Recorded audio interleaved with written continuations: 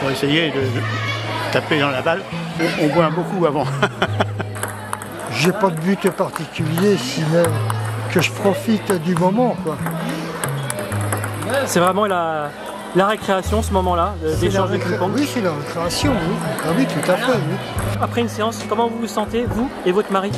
Alors, mon mari se sent bien, pas trop fatigué. Moi, je me sens très fatiguée. C'est une bonne fatigue. Moi, je me donne à fond. Hein. Moi, je me défoule. La maladie d'Alzheimer est une maladie neurodégénérative. Près d'1 million de Français en sont atteints. Un nouveau cas est diagnostiqué toutes les 3 minutes. Allez, vous venez ici? Ça va, Michel? D'après des études scientifiques, la pratique du tennis de table permet de ralentir la maladie. Tout d'abord, car l'activité physique est recommandée. Le système cognitif est stimulé par la concentration et la coordination motrice. La pratique avec d'autres personnes permet aussi la socialisation et de sortir du quotidien.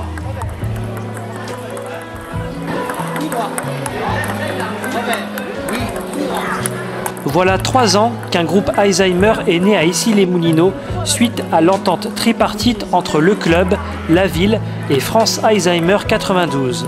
C'est Hervé Sultan, entraîneur de longue date au club et encadrant pour les écoles, qui prend en charge le groupe. Et tu peux jouer plus vite si tu veux. Voilà. Allez. Toi, ta raquette, il faut que tu la gardes face au filet.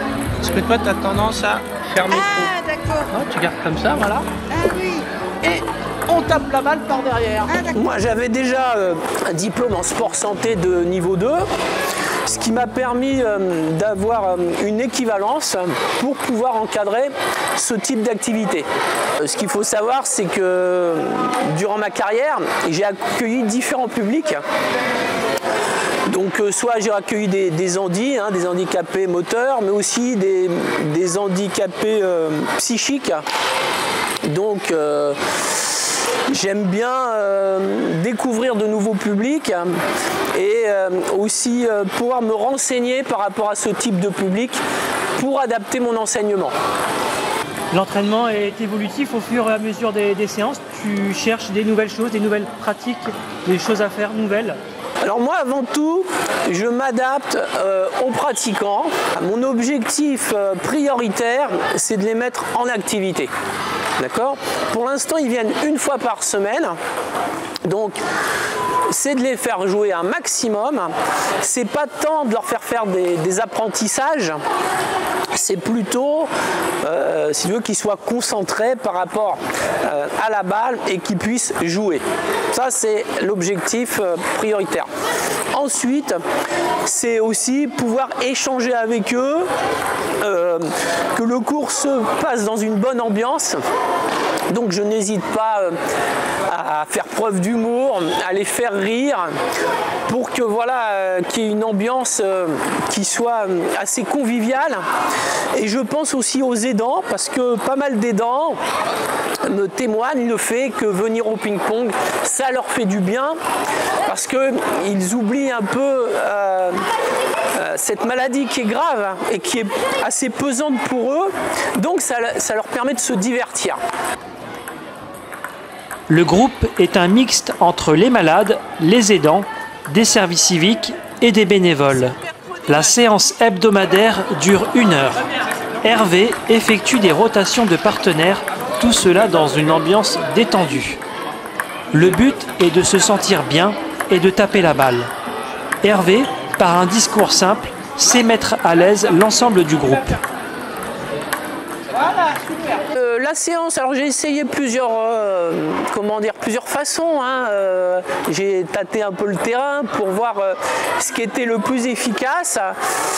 Alors moi j'aime bien commencer parce que j'appellerais un petit rituel, c'est une marche qui va durer entre 3 à 5 minutes.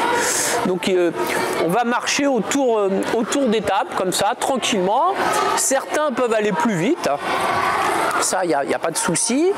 Et ben on parle de tout et de rien. Voilà. Par exemple, ce matin, il y a une aidante qui était avec son mari qui est parti en vacances. Et ben voilà, elle m'a raconté son séjour. Voilà, ça c'est le début. Donc c'est le rituel de la marche. Ensuite, on fait un petit échauffement articulaire, très simple. Hein. Faut pas que ça soit compliqué. Faut que toutes les situations soient rapides à mettre en place. Faut qu'elles soient, claires, tu vois, que les gens, il faut pas qu'ils réfléchissent, quoi. Hein. Donc ils sont beaucoup dans l'imitation. Et aussi, on peut faire quelques exercices d'équilibre, on peut le faire, ou un peu de manipulation, leur faire lancer la balle, la rattraper, voilà. Donc ça, c'est un petit échauffement qui ne va pas durer longtemps, hein. C'est pas le principal. Et ensuite, très rapidement, on les met aux tables et on les fait jouer, librement. On joue librement, d'accord? Et après, moi, je m'organise pour mettre à chaque fois un patient face à un aidant ou face à un relanceur, si tu veux. Tu vois? Donc voilà, pour équilibrer le groupe, hein, et qu'ils puissent jouer. Alors ça, c'est là. Ensuite, ce que je fais, c'est que je passe aux tables individuellement et je donne un exercice simple. Mais toujours, il y a un aidant et le patient atteint de la maladie, tu vois. Et de cette façon, l'aidant, il va pouvoir guider le patient. Et ils font un exercice. Alors ça peut être du comptage, ça peut être de la liaison. Pour ceux qui peuvent, ça peut être du déplacement. Voilà. Et moi, de mon côté, après, je passe aux tables, je les prends par deux. Et là, je fais de la technique. Et là, j'interviens. C'est toujours individualisé. Et ensuite, en fin de séance, on fait des comptages. Alors, on fait des petites montées de table. Je demande aux patients de compter aussi. Alors souvent ils me disent ah mais je vais pas savoir. Je dis ouais mais t'essayes quand même. Alors ils arrivent jusqu'à 5-6, après ils oublient. Mais c'est pas grave. Hein?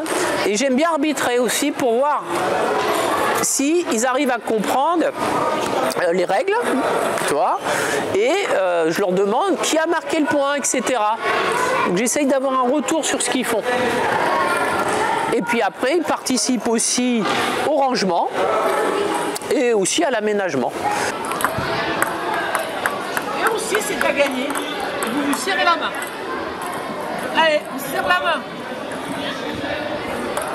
Voilà. En ce qui concerne les progrès, ça m'intéresse aussi, mais quand je les fais, quand j'ai un souci de progression, je les prends individuellement, parce que je me suis aperçu au fur et à mesure des séances que essayer de leur faire acquérir des apprentissages collectivement, ça servait à rien, parce qu'ils n'avaient pas la possibilité de se concentrer et de retenir tout ce que je disais. Et je ne m'arrête pas à ce qu'ils ne savent pas faire. C'est-à-dire si je leur explique le coup droit et puis ils me font que du revers, bon, je vais leur montrer un peu le coup droit, mais s'ils arrivent quand même à jouer en revers, je les laisse jouer en revers. S'ils arrivent à se déplacer grâce à leur revers, je leur dis allez, je m'arrête pas sur ce qu'ils savent pas faire. J'insiste surtout sur ce qu'ils savent faire, et pour moi c'est un appui, une base pour les mettre en confiance et pourquoi pas les faire progresser sur un autre type de mouvement. Ils étaient 4 au début, ils sont une quinzaine aujourd'hui à pratiquer à la Cité des Sports. Le bouche à oreille a bien fonctionné et la ville d'Issy-les-Moulineaux, à travers son journal local, a communiqué sur l'existence de la section. Alors moi, d'un point de vue personnel, ça m'apporte énormément parce que bon, j'ai entraîné différents types de publics, hein, le baby ping, les compétiteurs, les super compétiteurs, etc., etc. Moi, ce que j'aime, c'est vraiment apporter quelque chose de façon concrète. Alors là, ça va pas être forcément au niveau du ping que je vais apprendre un service ou pas, mais si je vois que le patient rigole, par exemple, tu vois, ça m'apporte, ça me plaît. Après, au niveau pongistique, quand tu galères avec une patiente atteinte de la maladie qui ne comprend pas le service, ouais, elle sait pas, et que tu arrives à trouver une clé pour lui faire réussir cette action, et ben ça, c'est une satisfaction. Tu vois, ça m'apporte beaucoup. Après, j'aime bien découvrir aussi et m'intéresser à ce type de public pour comprendre. Parce que parfois, tu as affaire à des réactions que tu ne comprends pas. Tu dis, tiens, pourquoi Et ce qu'il faut savoir, d'une séance à une autre, certains, ils vont être plus tristes. Je sais pas pourquoi. Après, une séance d'après, ils vont être enjoués. Tu vois? Donc, il faut essayer de s'adapter à tout ça. Et j'avais des idées préconçues par rapport à ce type de public. Et au fur et à mesure, tu vois, j'arrive à comprendre certaines choses. Donc ça, c'est vraiment un apport important pour moi. On peut démonter les filets et commencer à couper les tables.